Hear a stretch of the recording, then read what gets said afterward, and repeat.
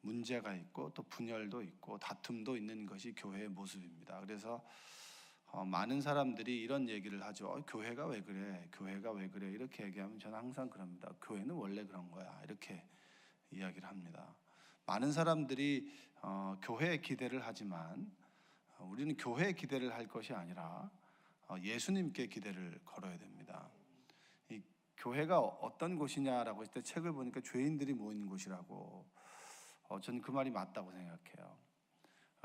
죄를 깨달은 사람들이 이곳에 모여서 좀 더 하나님의 사람으로 변해가는 과정 속에 있는 것이 교회이지, 교회는 이상적이고 완벽한 에덴 동산이 아닙니다.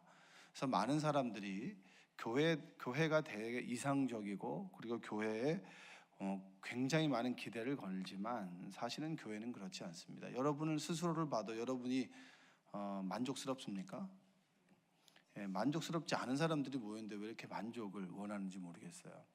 그러니까 스스로 적당한 건 눈 감아주고 허물은 좀 덮어주고 그 연약함은 좀 도와주면서 만들어가는 것이 교회이지, 완벽한 사람들이 모여서 완벽한 에덴 동산 안에 거하는 곳은 교회는 아니라고 하는 겁니다.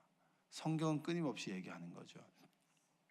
그런 의미에서 바울의 말씀을 보자면 바울은 빌립보 교인들에게 복음에 합당하게 생활하십시오라고 권면합니다. 이 복음에 합당하게 생활하라라고 하는 의미, 한번 말씀을 좀 읽어보죠. 27절입니다. 오직 너희는 그리스도의 복음에 합당하게 생활하라. 이는 내가 너희에게 가보나 떠나 있으나 너희가 한 마음으로 서서 한 뜻으로 복음의 신앙을 위하여 협력하는 것과. 자, 복음에 합당하게 생활하라라고 하는 것은 이제 바울이 이런 얘기를 하는 겁니다. 로마의 시민권이 있잖아요, 그렇죠? 로마의 시민권. 로마의 시민권이 있는 사람들은 로마 시민으로 살아가는 것입니다. 그게 이제 합당하게 생활하는 것이죠. 제가 속장 교육할 때는 그런 말씀을 드린 적이 있는데, 제가 반나절 만에 캘리포니아를 왔다 갔다 한 적이 있습니다. 반나절 만에. 믿어지시나요? 네, 그 믿거나 말거나인데요. 평택 미군 기지가 이제 제가 알고 보니까 캘리포니아 주더라고요. 그래서 문을 열고 들어갔더니 거기는 미국이에요. 한국 돈을 쓰질 않아요. 안 가본 사람은 모를 거예요, 아마. 그 문 열고 들어갔는데 거기서 함부로 들어가는 게 아니에요. 신원 조회를 다 하고 이제 딱 들어갔는데 거기서 이제 달러로 이제 생활을 하고, 거기 있는 차들은 그 표지판이 미국 표지판이지 우리나라 표지판은 아니더라고요, 또. 그래서 들어가서 집을 보니까 이제 미국식 집이고 다 이제 미국 사람들이에요. 미국 시민권을 가지고 있는 미군들이 생활하는 곳이라. 그래서 제가 보니까 이 천국은 이런 곳인구나 이렇게 생각을 했습니다. 그러니까 거기 있는 사람들은 트럼프가 그 우리나라를 왔을 때 평택 미군 기지에서 머물렀는데 거기는 출입국 수속을 하지가 않아요. 한국 땅에 있지만 거기는 미국입니다. 그러니까 한국 법에 적용을 받지가 않아요. 그러니까 이 바울이 본인은 로마 시민권을 가지고 있었습니다. 로마 시민권을 가지고 있는 사람의 입장으로서 얘기를 하는 거예요. 로마 시민은 로마의 법을 따라가는 겁니다. 로마 시민이 로마의 법을 따라가지 않는다면 로마 시민이 아닙니다. 시민권을 가지고 있는 사람이 아닙니다.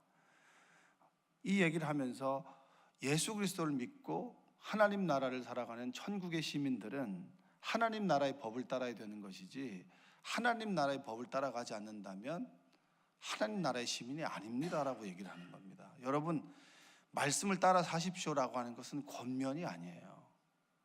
그냥 따라도 되고 안 따라도 되고라고 하는 선택사항이 아니라고 하는 겁니다. 여러분들이 대한민국을 살아가면서 내가 어떤 때는 법을 지키고 어떤 때는 법을 안 지키고 살아갈 수 있습니까? 법을 안 지키면 어떻게 되는 거죠? 감옥 가는 거잖아요. 뉴스 보면 죄다 감옥 가는 이야기잖아요. 법을 안 지켜가지고. 근데 그리스도인들은 하나님의 법을 어떤 때는 따르고 어떤 때는 안 따르고, 안 따르면 우리 육신이 연약하기 때문에 그렇고, 따르면 내가 믿음이 좋다라고 스스로 이제 자위하고 착각하지만, 바울이 말하는 그 하나님 나라의 시민, 복음에 합당하게 생활하라라고 하는 말의 의미는 로마 시민이면 로마의 법을 따라가십시오. 그리고 하나님 나라의 시민이면 하나님 나라의 법을 따라 사십시오. 이렇게 얘기를 하는 겁니다. 법을 따라 말씀을 따라 사는 것은 내가 하고 싶을 때는 하고 하기 싫을 때는 안 하고 이런 선택사항이 아니라 우리가 당연히 말씀을 따라야 하는 필수, 그러니까 의무라고 하는 것을 기본에 깔고 이야기를 하는 겁니다. 그래서 그리스도의 복음에 합당하게 생활하십시오, 한번 생활해 주세요라고 하는 의미가 아니에요.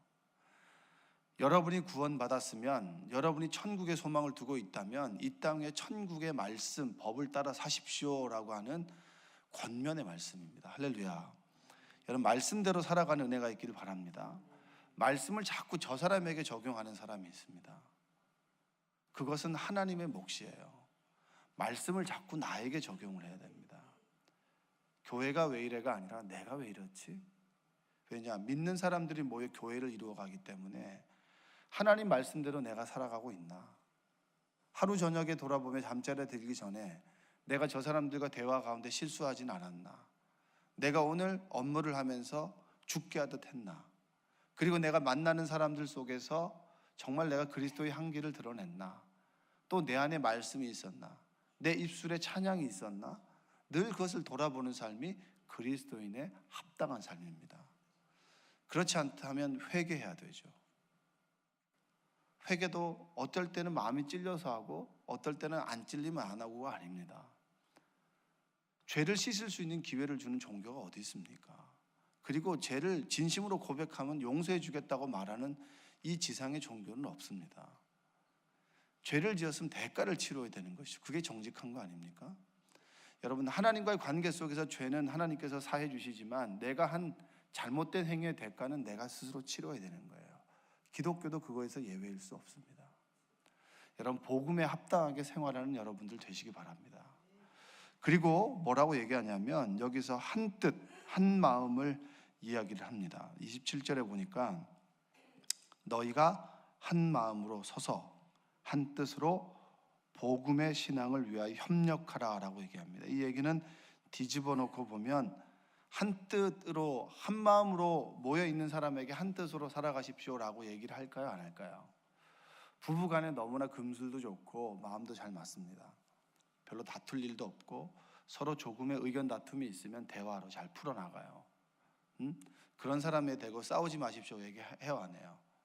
안 하죠. 그럼 싸우는 사람에게 싸우지 말라 그러잖아요. 그러면 빌립보 교회가 분명히 두 마음을 가지고, 세 마음을 가지고, 네 마음을 가진 사람들이 있었다라고 하는 겁니다. 그래서 한 마음과 한 뜻으로. 여러분, 여기서 우리는 위로를 받을 수가 있어요. 자, 우리 가정에 한 마음 되기가 쉽지가 않죠. 남편과 아내는 원래 한 마음이 되지 않는 사람들이 모인 거예요. 그렇기 때문에 큰 기대를 하실 필요가 없습니다. 내 아내가 왜 내 마음을 몰라줘? 원래 모르는 거예요. 그리고 남편이 왜 아내의 마음, 이렇게 얘기를 해야 하나? 얘기를 해도 모르는 게 사람인데 어떻게 얘기를 안 하고 내 마음을 알아주길 원해? 그건 여러분 욕심이에요. 한 마음이 되지 않는 사람들이 모였습니다. 한 마음 되어가는 것이 가정이고 교회입니다. 그렇기 때문에 여러분이 기도하는 것이고 그 마음을 알기 위해서 늘 주님께 구하는 것이 우리의 삶이라고 하는 것이죠.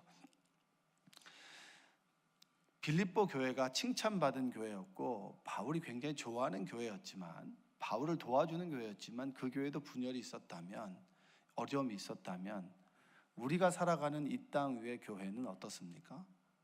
당연히 그러한 모습이 있습니다. 너무나 교회에 완벽한 잣대를 가지고 볼 필요가 없어요. 부족한 사람들이 모여 주님의 뜻 가운데 주님을 닮아가는 사람들이 또 닮아가고자 하는 모습으로 살아가는 곳이 교회고, 이곳에서 에덴 동산을 맛볼 수 있는 것이 교회지 지상의 완벽한 모습, 그 모습이 교회는 아니라고 하는 겁니다. 뒤집어 놓고 보면 우리는 그리스도인입니다. 하나님 말씀대로 살아가야 된다는 것도 알고 예수 그리스도를 믿고 그리고 그분의 말씀 따라 살아가는 것이 바로 우리 그리스도인의 삶이라고 하는 것도 알지만 그게 잘 안 되기 때문에 때로 넘어지기도 하고, 그리고 때로 내 모습이 그리스도인 맞나 싶기도 하는 회의감이 들기도 합니다. 그게 바로 우리의 모습이라고 하는 것을 이 말씀을 통해서 위로받을 수 있고, 또한 분열된 그대로 인정하고 살아가는 것이 아니라 한 마음 한 뜻으로 복음에 협력하는 것이 우리의 사명이라고 하는 것도 이 말씀을 통해서 우리가 알 수 있다라고 하는 거죠. 여러분 한마음 품는 여러분들 되시기 바랍니다. 한 뜻으로 살아가는 여러분들 되시기 바랍니다. 여러분이 신앙생활했던 그 신앙의 잣대가 절대적이지 않아요. 여러분이 생각하는 가치관이 절대적이지 않아요. 근데 많은 사람들이 여러분이 신앙생활했던 모습, 조금 열심히 했던 그 상황이 절대적이라고 생각하고 그것을 가지고 자꾸 다른 사람에게 그리고 교회에게 자꾸 그 잣대를 가지고 평가를 하는 사람들이 참 많이 있습니다.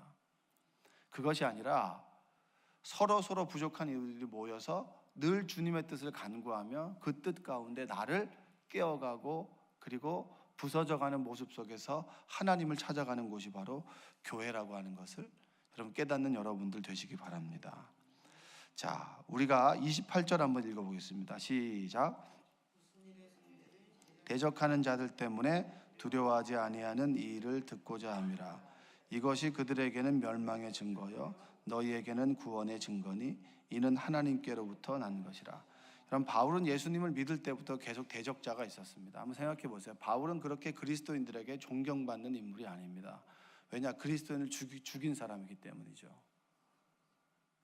하나님과의 관계 속에서 물론 회심을 했지만 그러나 사람들의 입장에서 볼 때는 우리를 죽인 사람이었거든요. 핍박하는 사람이었단 말이에요. 늘 두려운 존재죠. 어떻게 저 사람이 저럴 수 있어? 라고 하는 이 평가를 듣는 사람이었고 유대인에게는 뭐야 이 배반자 이렇게 되는 겁니다. 늘 그러니까 바울의 삶은 어떤 삶이었을까요? 경계인의 삶이죠.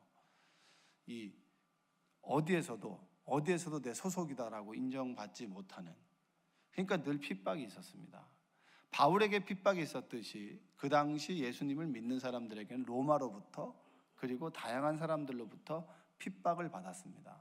그런데 이 바울이 핍박을 어떻게 해석하냐면 핍박하는 사람들은 은혜에서 멀리 떠나 있기 때문에 당신들은 멸망받을 사람입니다. 이렇게 얘기하는 거예요. 새로운 해석이지 않습니까? 그리스도인들을 핍박하는 사람들을 어떻게 평가하느냐? 그들이 불쌍하다는 거예요.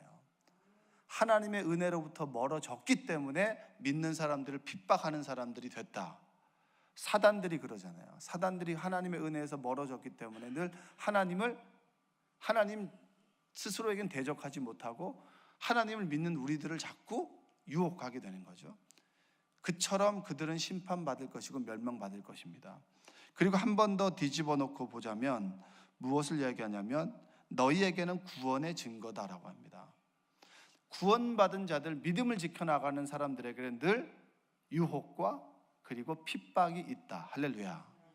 여러분 그것을 우리 받아들이는 거예요. 구원의 은혜가 있듯이 그리고 핍박도 받을 수 있는 그 두 가지를 우리가 가지고 있다. 바울은 이렇게 우리에게 이야기를 해주고 있습니다. 그래서 이것을 구원의 증거라고 얘기를 합니다. 29절 더 나아가서 한번 읽어볼까요? 그리스도를 위하여 너희에게 은혜를 주신 것은 다만 그를 믿을 뿐 아니라 또한 그를 위하여 고난도 받게 하려 하심이라. 여러분은 은혜 받고 싶으세요? 고난에 처하고 싶으세요? 둘 다 좋으세요? 네, 정말 대단한 믿음이십니다. 둘 다를 원하진 않죠. 고난을 당해본 사람, 아파본 사람이 누가 그 아픔을 좋아하겠습니까? 그런데 바울은 이걸 얘기를 하는 겁니다. 우리의 삶에는 하나님으로부터 주신 은혜가 있다면 고난도 받아들여야 됩니다. 이게 성숙한 믿음이라고 하는 거예요. 나에게 좋은 일이 생긴다면 타인에게도 좋은 일이 생겨야 되고요. 그리고 저 사람의 가정에 어려움이 생긴다라고 하면 내 가정에도 그런 어려움이 생길 수 있는 거예요. 교우들과 얘기하다 보면 의외로 신앙을 고백하는 분들이 있습니다. 내가 육신이 아파서 갑작스럽게 어떤 경제적인 어려움이 찾아왔다. 그것에 공감하고 가슴 아파할 수 있는 이유가 뭔가요? 나도 그런 경험이 있고 나도 그런 경험을 당했기 때문입니다. 더 당할 수 있기 때문입니다. 그럼 바울이 그런 걸 얘기를 하는 거예요. 은혜가 우리에게 임한다면 고난도 임할 겁니다. 그런데 고난은 또 은혜만 원합니다. 그것은 여러분 좀 부족한 신앙이죠. 어떻게 우리가 늘 건강할 수 있겠습니까? 육신도 좀 아파봐야지. 아파봐야지가 아니라 아파지는 거죠. 선택할 수가 없는 거잖아요. 아프기 때문에 또 하나님 의지하게 되고, 그래 내가 이제 죽을 날이 좀 가까이 가는구나라고 하는 걸 느끼게 되면서 믿음도 좋아지고, 그리고 우리 인간의 한계를 느끼게 되면서 하나님을 더욱더 찬양하고 고백하게 되는 것 아니겠습니까? 아프지 않은 사람이 어디 있겠습니까? 육신이 덜 아프다면 마음이 아프고, 또 마음이 아플 때도 육신까지 아프면 그렇게 서럽고 그렇게 서운한 것이 우리의 마음 아니겠습니까? 바울은 그 얘기를 하는 겁니다. 은혜가 있으면 고난도 있습니다. 바울의 삶이 그랬어요. 하나님으로부터 받은 은혜로 인해서 고난을 이겨냈고, 그리고 고난 가운데 늘 하나님의 은혜를 구했다. 이것이 한 쌍으로 간다라고 하는 겁니다. 여러분들이 은혜를 사모하듯이 고난이 닥쳐올 때 고난도 하나님의 뜻과 계획이 있다. 고난은 하나님의 변장된 축복이다라고 하는 그 고백을 하나님께 드리는 여러분들 되시기 바랍니다. 한번 따라서 해볼까요? 은혜도 좋고 고난도 좋습니다. 그러나 고난을 피할 수 있으면 피하는 은혜가 있길 바랍니다. 아프니까 힘드니까. 그렇죠? 자, 여기서 은혜와 고난을 함께 이야기하는 겁니다. 자, 그리고 30절에 이렇게 마무리. 너희에게도 그와 같은 싸움이 있으니 너희가 내 안에서 본 바요 이제도 내 안에서 듣는 바니라. 자, 늘 싸운다는 겁니다.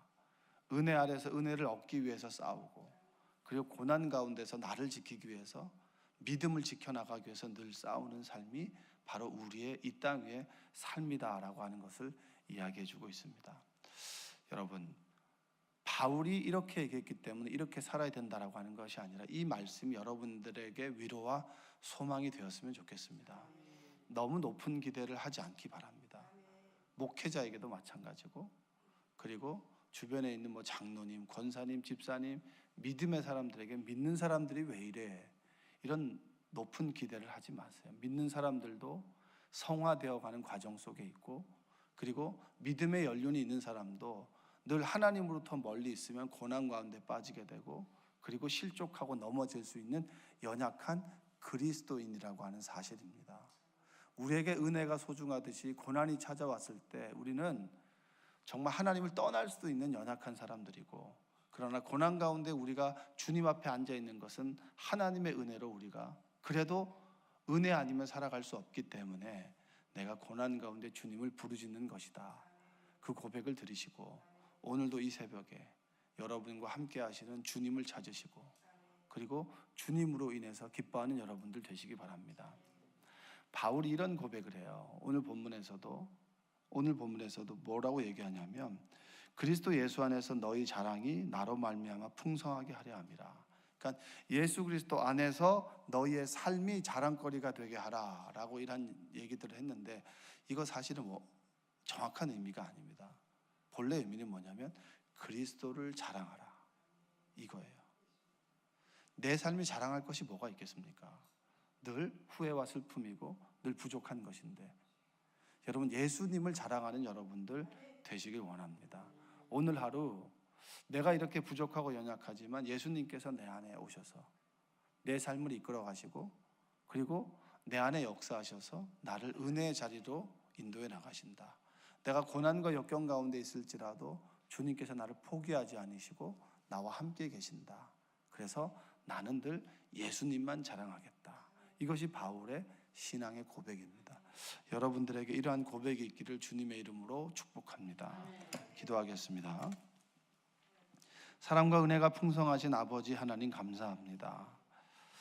빌립보서를 읽고 그리고 그 말씀을 묵상하고 하나님 주신 말씀이 선포될 때마다 위로와 소망이 있게 하여 주시고, 예수 그리스도의 십자가의 복음, 부활의 소망이 새겨질 수 있도록 주님 도와주시옵소서.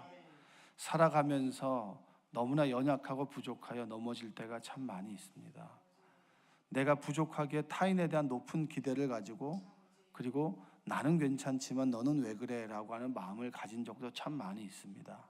아버지 하나님, 부족한 우리가 모여 하나님 말씀 안에서 다루어지고, 그리고 예수님의 모습을 조금씩 닮아가는 곳이 그리스도인이요 교회인 줄로 믿습니다.